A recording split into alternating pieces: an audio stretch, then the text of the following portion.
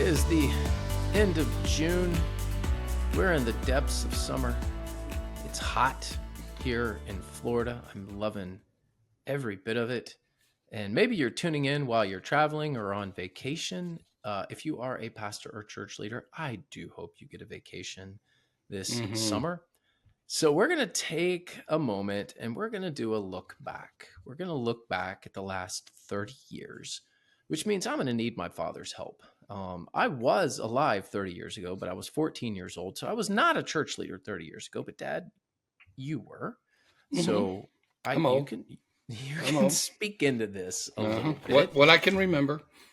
And we're going to talk about some of the biggest shifts that the American church has seen in these last 30 years. We're going to have to do this rapid fire because there's several bullet points here. But before we get into the list, want to thank our sponsor, Upward Sports. I'm going to say that articulately because Upward deserves it. I love this organization, by the way. And I know there's a lot of people who are all like it's Upward season, right? Exactly. They've got their camps going. They've got their leagues going. But frankly, now is a really good time to be planning for the fall. So if you are not part of Upward Sports and you want to start a league, particularly a winter sports league, now is the time to do it. They are still being generous with our listeners and offering this startup grant of $500. So you can claim that grant at upward.org/churchanswers. You'll schedule a call there. They'll walk you through everything. They'll tell you about the grant, how to get it.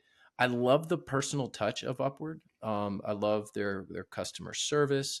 I love how they plan everything.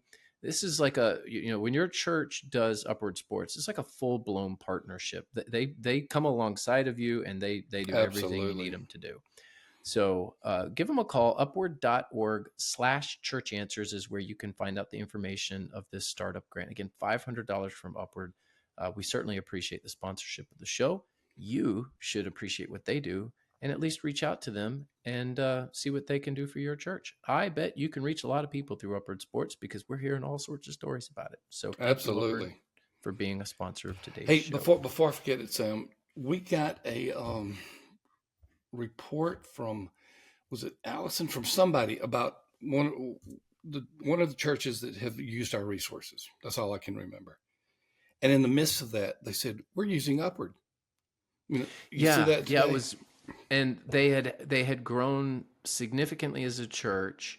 This is a Baptist church, so they had baptisms that they were reporting, and lots of children coming to church. I wonder how. All these new children. I wonder how that happened. Probably Upward, because they're doing Upward and they're connecting with the kids of their community. It was a great testimony that we got via email from one of the people in our audience. So kudos to Upward again for running a good program. They're doing awesome kingdom work. Absolutely. All right. You ready to go through the rapid fire? I am. Let's talk about what's happened in the last 30 years. Dad, you've been researching that entire time. I actually started doing research when I was 19. So about 25 years. On the American church. Unbelievable. You've been doing research that long and I'm about dead. So goodness gracious. Speaking of death, I think top of the list when we talk about the last 30 years, we've got to say cultural Christianity has died. Yeah. When I was a pastor, so many people who came to church wanted to say that they were Christians. They wanted the cultural acceptance of that and the label upon them, whether it's for political, business, or just social reasons. It was hard to be in my communities where I served as pastor unless you said you were a Christian. Now, you don't have to have that label anymore. That's a good thing, and maybe it has a downfall, but more than anything, people are not faking Christianity. Most of those who claim Christ are really claiming Christ. There's not this, I'm going to do this for cultural reasons, I'm doing this for convictional reasons. Yes, and one of the things that doesn't get enough attention from a research perspective is this idea of transfer growth. It's almost as if it's this anecdotal observation from people who feel like the bigger churches are pulling people away or we're losing people to transfer growth or we're gaining people because of transfer growth. And I think that there's been many people who have experienced something and anecdotally know something's happening with transfer growth. We've been doing a lot of research on this of late.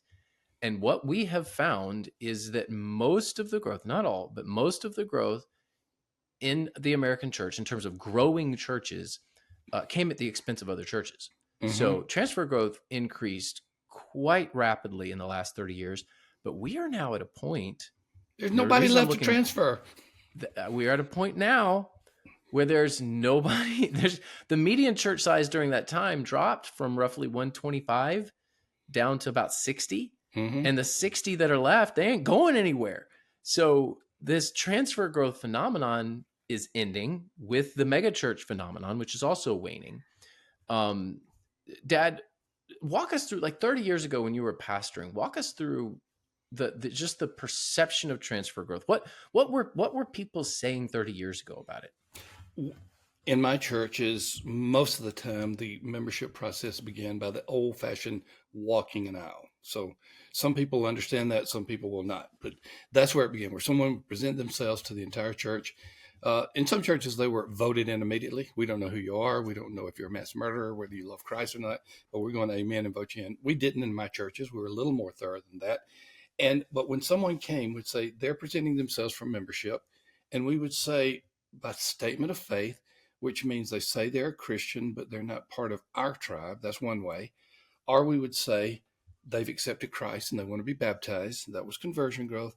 Or we would say they're presenting themselves by letter, transfer of letter from a sister church. That was our classic transfer growth. Some of the statement of faith was transfer growth, like the Presbyterian who comes to the Baptist church, or the Baptist who comes to the Baptist church. And for our generation, and for pastors like me, even though I was not always comfortable with it, transfer growth was one of the big three. And so it was on forms: transfer, statement, baptism. At least in my tribe, it was on the form. So transfer growth seemed, this may be an overstatement, but tantamount to being equal to reaching people for Christ. It wasn't, but it seemed that way. You mentioned mass murderers come into your church. I can speak to this. Yes, you can. Yes, you can. No, I can. It wasn't the mass murderer, but his grandson, probably one of the more, well, probably the famous, one of the famous mass murderers. I'm not going to mention the name. His grandson, and started working with him on some issues surrounding his legacy and his last name. So I've been there. My point is, you don't want anyone just to be able to join the church on the spot. That can be very dangerous. Now, in the case of this individual that I was talking to, he himself was not dangerous. But it was a very strange conversation when he told me, hey, I'm glad it wasn't dangerous, because you've had some weird things happen to you. Well, it's Florida. In the church. It's Florida. Yeah. So, hey, I got run over today by a church member. Hey. I did. And our audience is probably going to wonder about that. We'll have to tell that story sometime. Yes, I did. I have been run over and sucked under a car in the parking lot by a church member. Yes. Yeah. Among other things. Among other things. Evangelism disappeared in the last 30 years. Evangelism programs.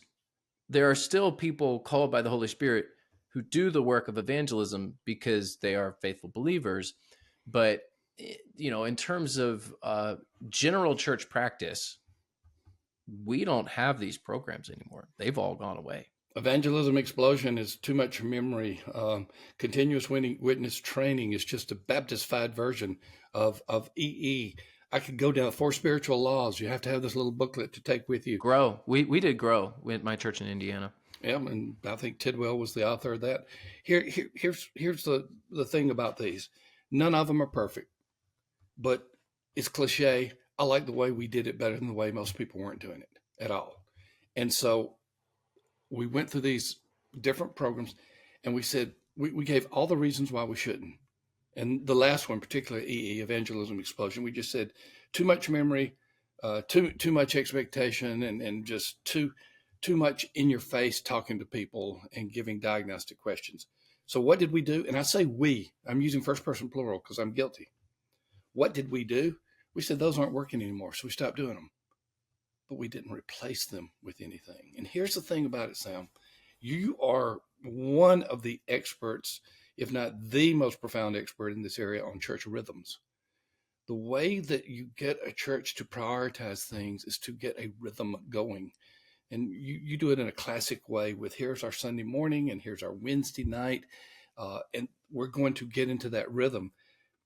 Even if you don't have many people attending or participating in evangelism programs, you have some, and it's part of the rhythm of the church, and therefore the culture sees it as a priority.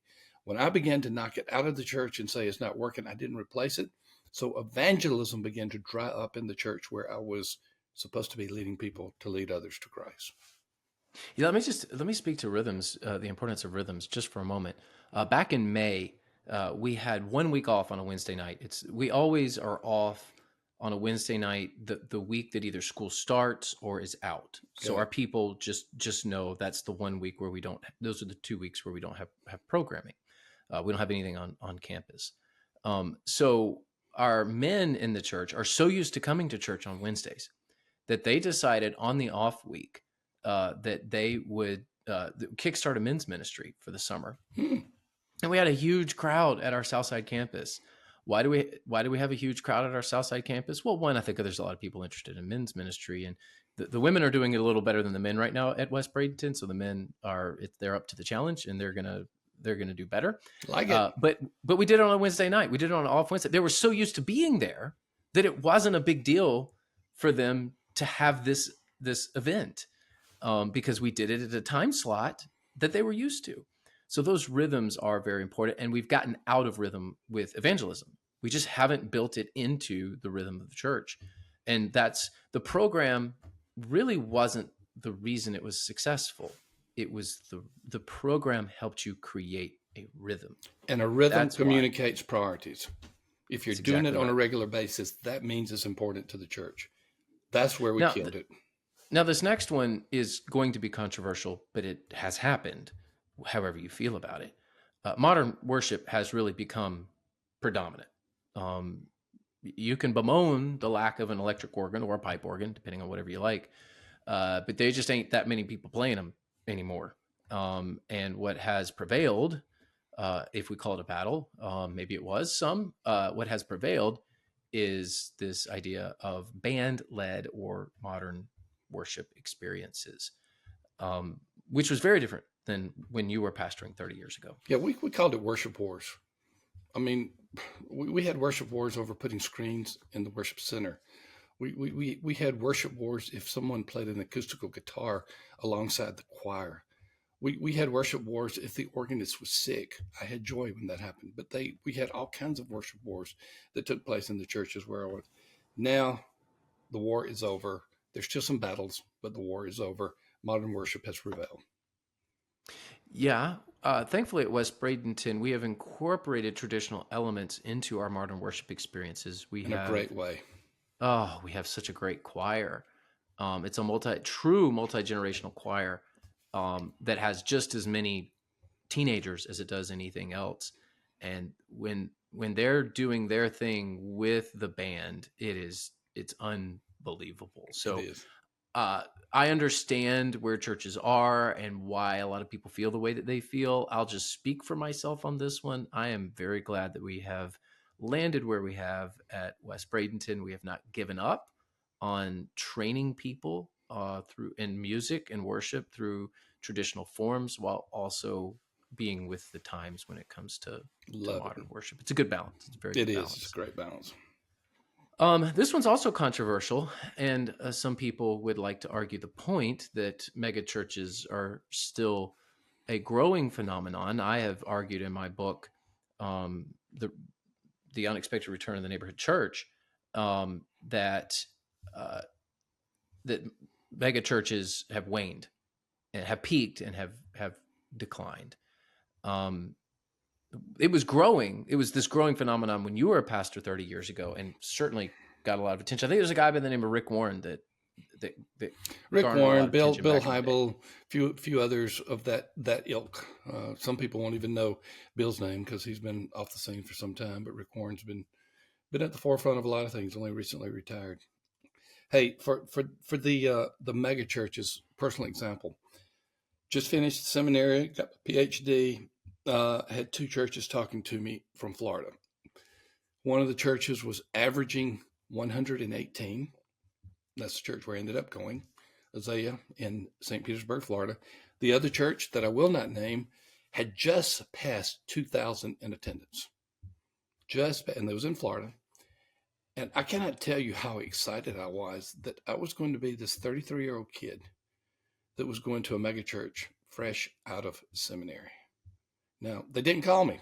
I can't imagine why, but they didn't call me, even though I had been assured by some people that it was going to happen. But here's my point. I desired the megachurch because that was the desired church of many. At least it was a church that was held up as the church that was winning in the culture where we are. And we would later find out that most of that winning, not all of it, but a lot of that winning was transferred from other churches. So the megachurch has peaked. It was a boomer phenomenon. I'm a boomer right in the middle of 1946 to 1964 with my 1955 birth date. And I was a part of that, and I was influenced heavily by it. There's still megachurches around, Sam. You have not denied that in your research. You point to it very honestly and transparently. But I would just simply say it's not a bad thing that is no longer being held up as the singular model of success, if you will. Yeah, there's always a place for large churches, whether they're mega in size or not. There's always going to be good from regional churches that have a regional approach to ministry. There just needs to be more neighborhood churches. There needs to be more house churches. There needs to be more church plants. There needs to be more small and mid-sized churches. And the movement of megachurches has waned. So what will take its place? Now, my personal opinion is what should take its place, I don't know that it will, is neighborhood church, which is something that very much excites me. And that's why I wrote the book I did, Surprising Return of the Neighborhood Church. It's a great hopefully book, it'll pan out. We'll see. We'll do a follow-up episode in 10 years and see if I was right. Because everyone will be waiting. Dead. Yeah, you'll need to get another co-host. I'll be dead. Kind of alongside of this rise of megachurch and then the ultimate decline of the megachurch, what we're still seeing rise is multi-site churches. Now, the mega churches that exist now are getting bigger by getting smaller, meaning that they have all these venues and sites, and they're kind of doing what a small church would do, just as a multi-campus model. Right. So these multi-site churches have proliferated, but it's not just large churches that are doing them. There's small churches that are now doing the multi-site system. I got shot down as a pastor at my first attempt at MultiSite. MultiSite made a lot of sense to me. We were landlocked. We had no place to build, no place to expand. We could have done more services. That's another story into itself, but we could have. But I pitched to move to a site where a smaller Methodist church was selling in a good area to potentially put our people. And it got shut down. But eventually, in 1993, we went multi-site. And there weren't many multi-site churches back then. We did it with storefront. We did it with renting out 3 different storefronts, and it worked well. Church is still around today. They're independent. They think I'm the founding pastor, and you are the founding pastor. I didn't even know they existed anymore when I got an invitation to come to one of their anniversaries as founding pastor. I said, "What? What's the name of your church?" Because they changed the name of it. But multi-site makes sense, Sam. It's horizontal growth as opposed to trying to pile everybody into Sunday morning at one place at one time.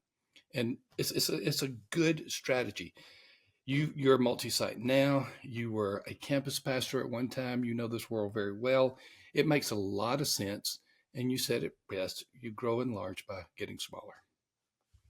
Yeah, I think the millennial generation and the Gen Z generation will tend to gravitate to churches in their communities, their local areas.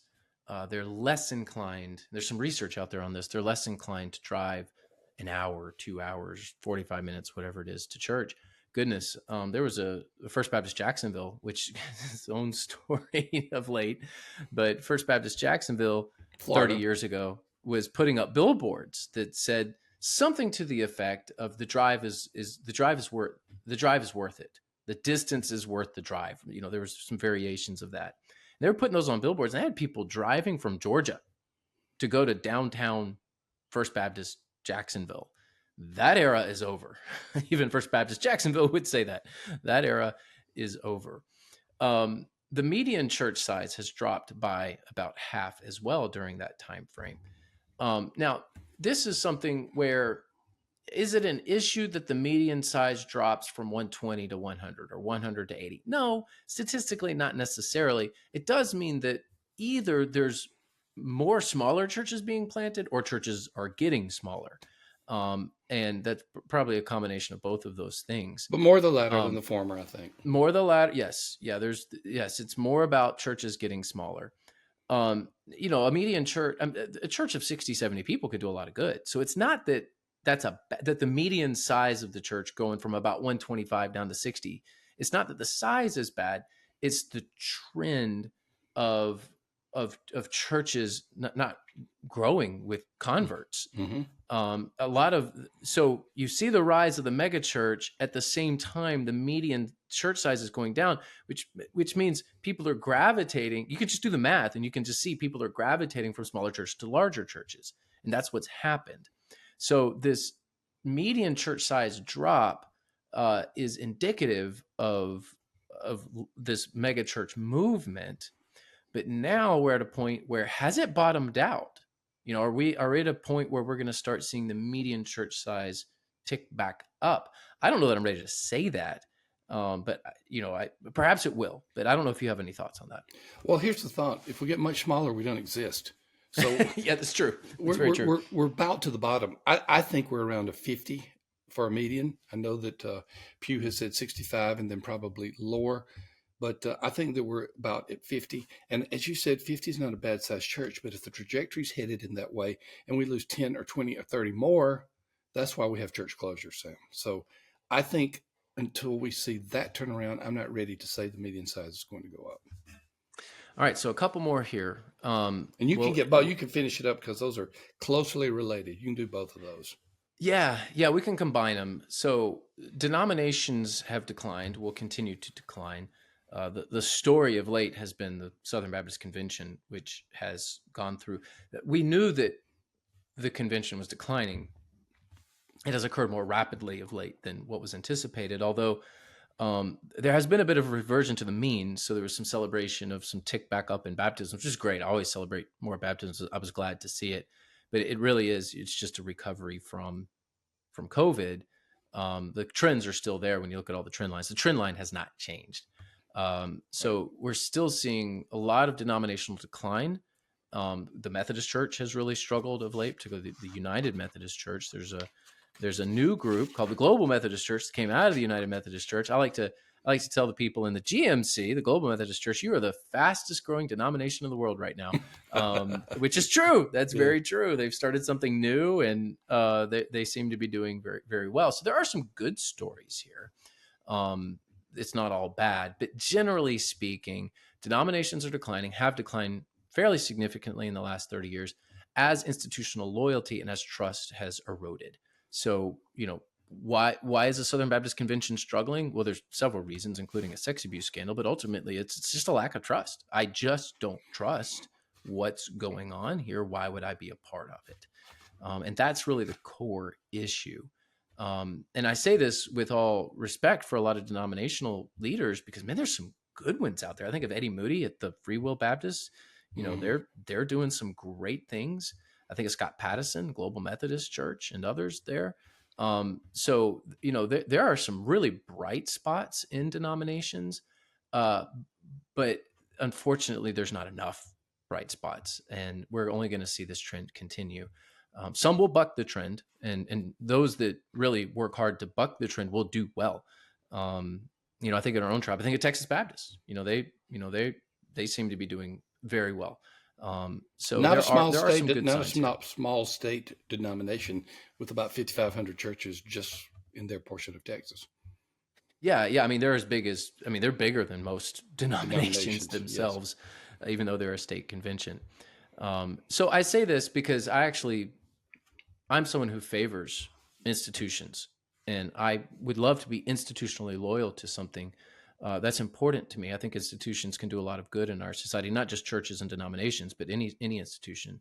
within American culture. But unfortunately, we're in a place where that trust has eroded, and people are exiting faster than they are entering. And that's been the case the last 30 years. So there you go. Culture Christianity has died. Transfer growth has increased rapidly, only to stop recently.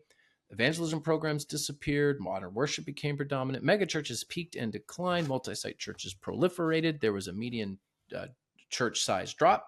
Denominational loyalty has decreased, and denominations have declined. I think we have fairly well summarized the last 30 years.